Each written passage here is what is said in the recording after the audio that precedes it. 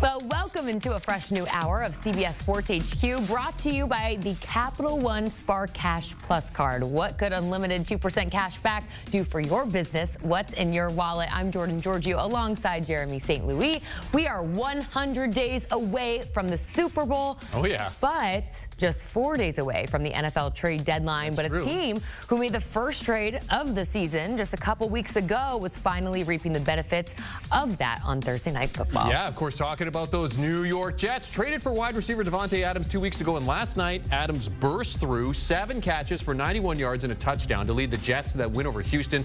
But you know what else the Adams trade did? What it else? Forced defenses to cover both Adams and youngster Garrett Wilson. Now, last night, Wilson also had a night. 9 catches for 90 yards and 2 scores. Both scores coming off one-handed grabs. Insane. The second one, eye-popping. Even Odell Yes. was likely cheering that one. Beautiful catch last night. Big win for the Jets. All right, so let's talk. Let's bring in our guys from the With the First Pick podcast, former GM Rick Spielman and draft analyst Ryan Wilson.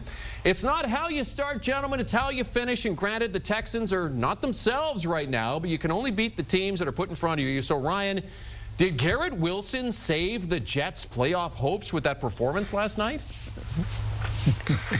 Jeremy, unless the season ended last night and they somehow jerry-rigged their way into the playoffs, I don't think it saved anything. Look, it was an 8% chance of them making the playoffs, I think, according to the Sportsline coming into last night's game. And that was a great effort, a gutty performance against a banged-up Texans team. And you could argue that the Jets were banged up as well. Olaf Ashanu, their first-round pick at left tackle, had to play right guard. He said after the game he had never, ever in his entire life, all 22 years, played right guard. So they're trying to move the pieces around on the chessboard to give themselves the best chance to win. And it finally came together. They were coming off 5 straight losses.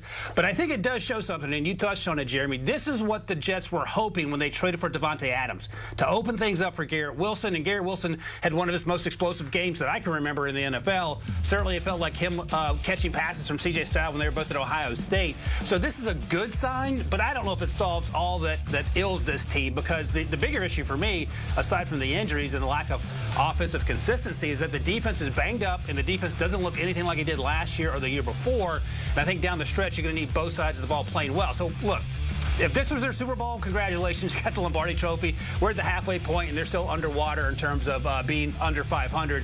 And just on the outside looking in terms of the playoffs, they're 10th as we sit here today. Okay, so Rick, as we look at what Ryan said, you know, this defense obviously banged up a little bit. Hey, their playoff chances are up to 12%, so we're saying there's a chance. So do you see the Jets doing anything at the deadline to address any of those problems? Well, Jeremy, before I say anything, you got to know that there's 174 days left until the 2025 NFL draft. So if you're going to count down all these important dates, let's throw the draft in there as well. All right. Because a lot of these teams right now are starting to look ahead to the draft. But I think it's a slim chance that they do make the playoffs. The first half was atrocious. I couldn't watch it anymore. I actually turned on Hallmark and then turned back on the second half to see if it was any better. And it was actually quite entertaining in the second half. But I do think the Jets, they have to go to Arizona. They have Indy before their bye. I think what really killed them was splitting with the New England Patriots. They still have the Miami Dolphins twice, Miami at the end of the season. They got to play Buffalo yet, but they have a tough road ahead. And if they can start coming together, maybe like they looked the second half, they may have a slim chance, but I think Slim left town and there's no chance. Two side notes here. Rick watches Hallmark, which is something that was not on my bingo card today. And second, I just want to ask the both of you just quickly, in the pantheon of great catches in NFL history, where does that Garrett Wilson touchdown catch rank? I'll go quickly. Obviously, Odell Beckham set the benchmark. And then the only other thing I'll say, Rick, the other catch that, based on how important it was in the moment, they said Antonio Holmes catch in the back of the end zone to beat the Cardinals in the Super Bowl ranks probably a little higher for me just because of the circumstances.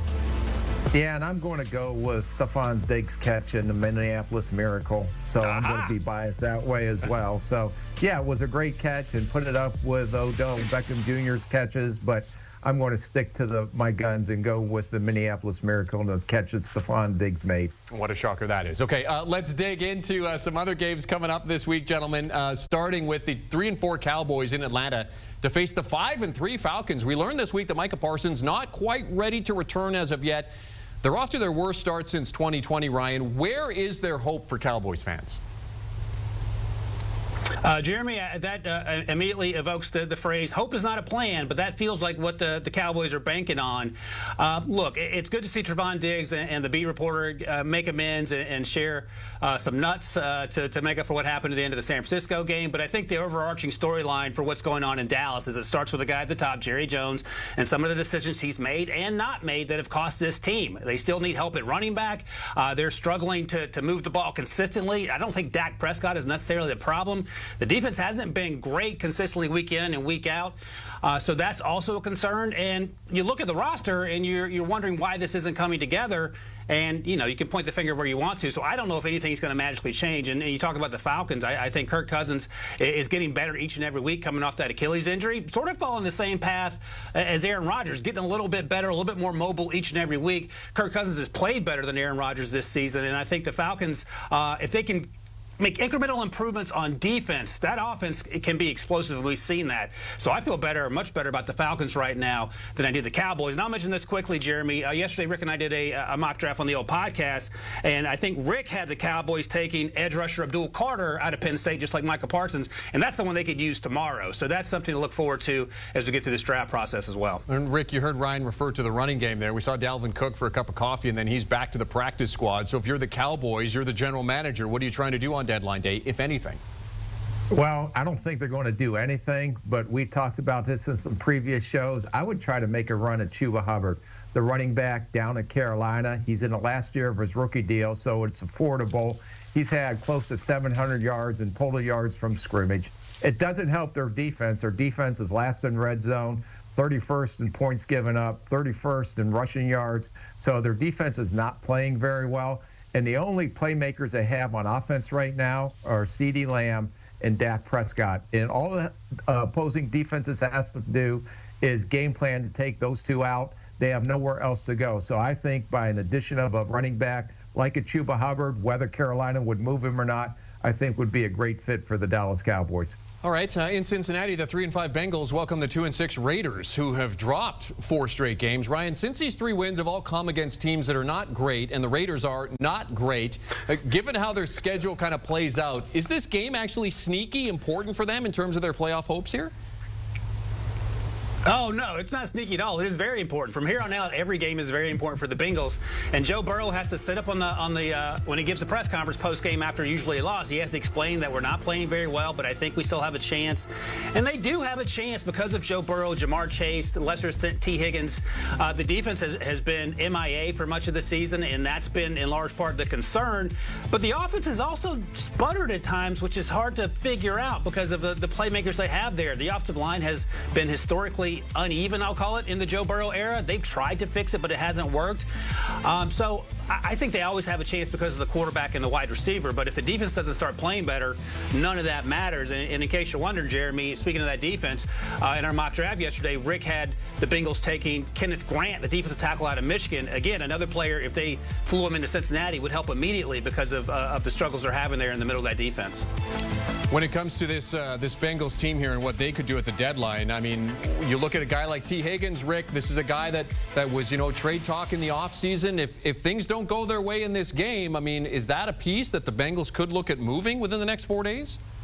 The only thing I will say is as long as you have Joe Burrow, you have Chase, you have T. Higgins, they have to run the ball better. Again, I agree with Ryan. The defense has to play better. But Joe Burrow is 14-5 in November and usually gets hot this time of year. The only other quarterback that has a better record than him is Patrick Mahomes, I believe, at 22-6. So, no, I'm not moving on. I still know this is a division that I can get back into.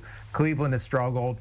Baltimore was upset by Cleveland last week. Pittsburgh's on a run right now, but how long is that going to last? Because sometimes they'll fade down the second half. So as long as I have a chance, I have a chance. I'm keeping this team together. Cincinnati is very conservative. They don't usually make trades during the season to bring someone in. So I think they'll stand pat and see if they can get out of this hole they're in. Higgins, of course, requesting a trade back in March and dealing with the quad injury right now as the Bengals chase their first home win in this game this week. The race over in the NFC West is tight. Rams and Seahawks separated by a game. You got 3 teams at 4-4, and then the Rams. The Rams, though, finding their feet as of late. The Seahawks losing their way, having lost 4 of their last 5. The Rams' playoff chances here under 10%. Ryan, how much faith do you have in the Rams being able to get back into the fight here? I'll just say this. I feel much better about the Rams' chances at 9.9% than the Jets' chances currently at 12%. And what the Rams did last week with Cooper Kupp and Puka Nacua and Matthew Stafford is what the Jets envisioned with that 3-headed monster, the 2 wide receivers and the quarterback. And we saw a little bit of it last night.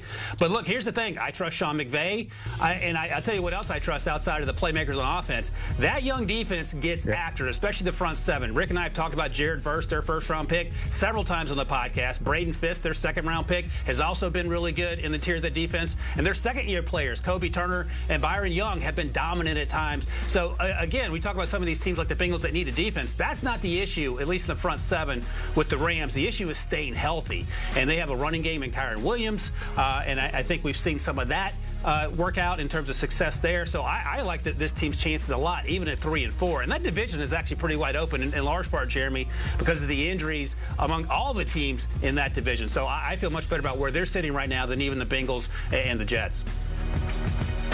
Yeah, I thought the Rams would be sellers, but all of a sudden, last year, if you remember, coming out of the bye, they ended up 7-1 and making the playoffs. So far, coming out of their bye this year, they beat Vegas. They had a big win against the Minnesota Vikings. They're 2-0, so they may make another run.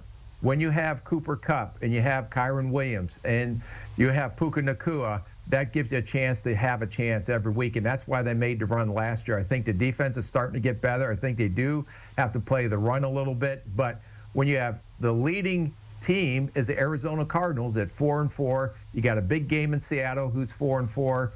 San Francisco is 4-4, and you are 3-4. If you win this, you're right back in the thick of it and in the thick of the playoff race. So I would keep Cooper Kupp. I wouldn't sell. I know they don't want to bring in guys because I don't think they have a Super Bowl roster like they did when they brought in Von Miller and OBJ the year they end up winning the Super Bowl, but they'll continue to build this young roster, and I wouldn't be surprised if they make another run this year like they did last year. Rams have won 5 of their past 7 meetings with the Seahawks as they head into that one. Lastly, Tampa Bay Buccaneers started hot but have also gone cold, 1-3 in their last 4 games, and they go to Kansas City on Monday night to face the unbeaten Chiefs. They lost Chris Godwin for the year. With 4 days to go, Ryan, do the Bucs try to make a move for a wide receiver? That would be the most obvious choice. And in terms of the mock draft Rick and I did yesterday, he had them taking Emeka Egbuka at Ohio State. Again, another guy that makes a ton of sense for the reasons you're pointing out, Jeremy. The concern is that they're running out of bodies on both sides of the ball. They were banged up on defense early on in the season. They lost to Denver.